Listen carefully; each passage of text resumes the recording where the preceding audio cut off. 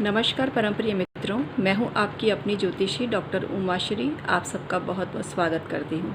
आज मैं आपको बता रही हूं आपके घर में कुछ मांगलिक चिन्ह जिनका कि बहुत बड़ा रोल होता है आपकी किस्मत को चमकाने में।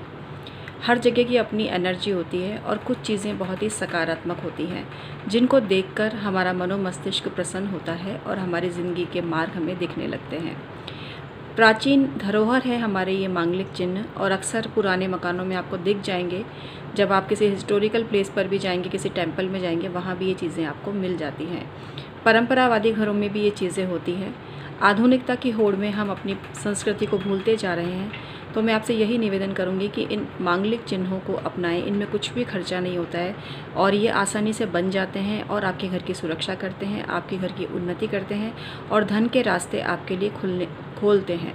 तो इसलिए इनको ज़रूर अपनाइए। और मैं आज आपको बताती हूँ कौन कौन से चिन्ह होते हैं जो दरवाजे पर, मुख्य द्वार पर बनाने से आपका सुख सौभाग्य जागृत होता है।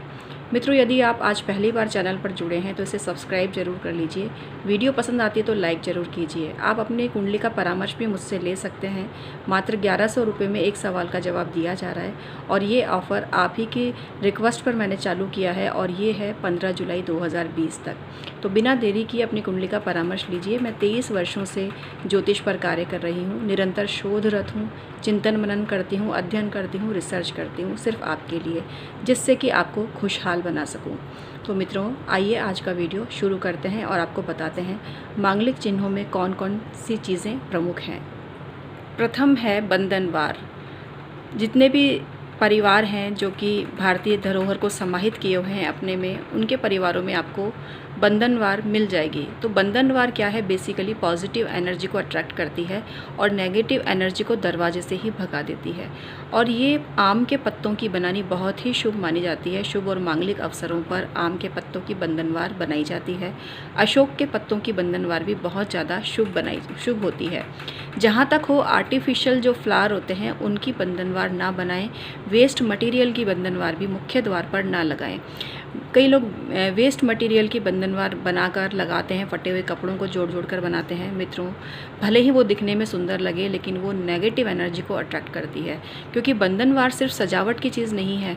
वो कुछ ऐसे तत्वों से, ऐसी चीज़ों से, ऐसी वस्तुओं से बनाई जाती है जिसके ज़रिए पॉजिटिव एनर्जी आपके घर के भीतर प्रवेश कर सके।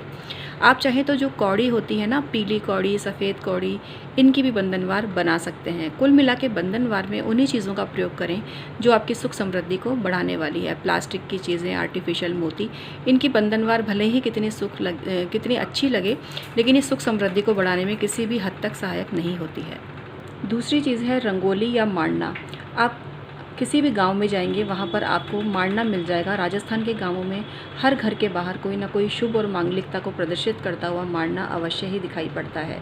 ये गेरू और उस खड़िया जो मिट्टी होती है उससे बनाया जाता है। इसके अलावा चूने से भी बनाया जाता है।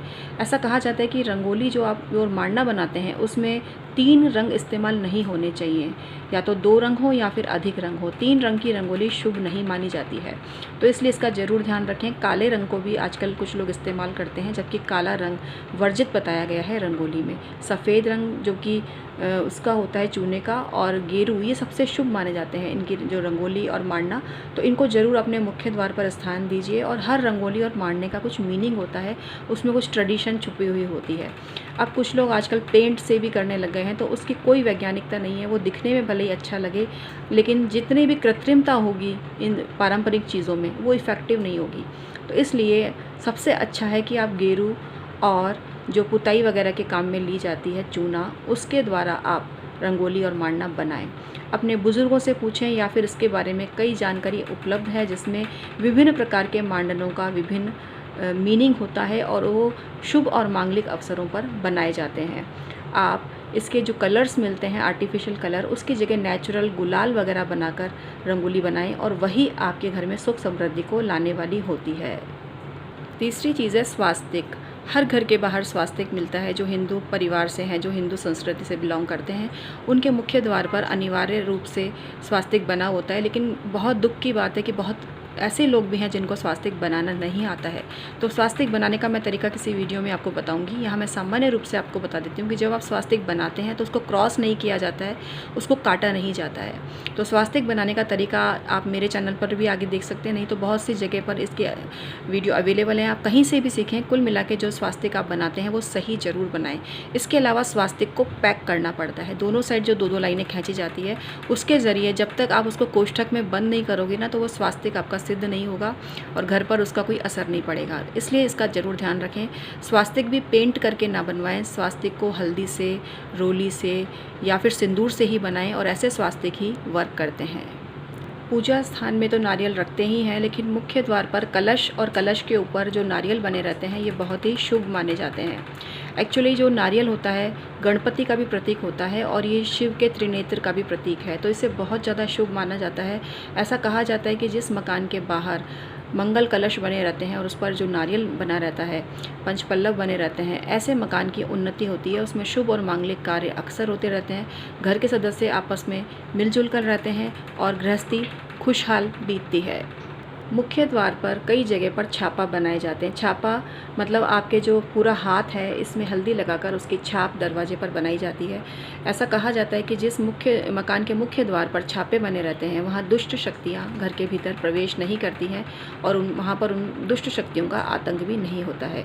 इसके अलावा मीन चिन्ह मतलब मछलियों का जोड़ा बनाया जाता है और ऐसा कहा जाता है कि जिस घर में मछलियों का जोड़ा होता है वहाँ किसी प्रकार की विपदा नहीं आती और उनके घर में सुख समृद्धि हमेशा बनी रहती है।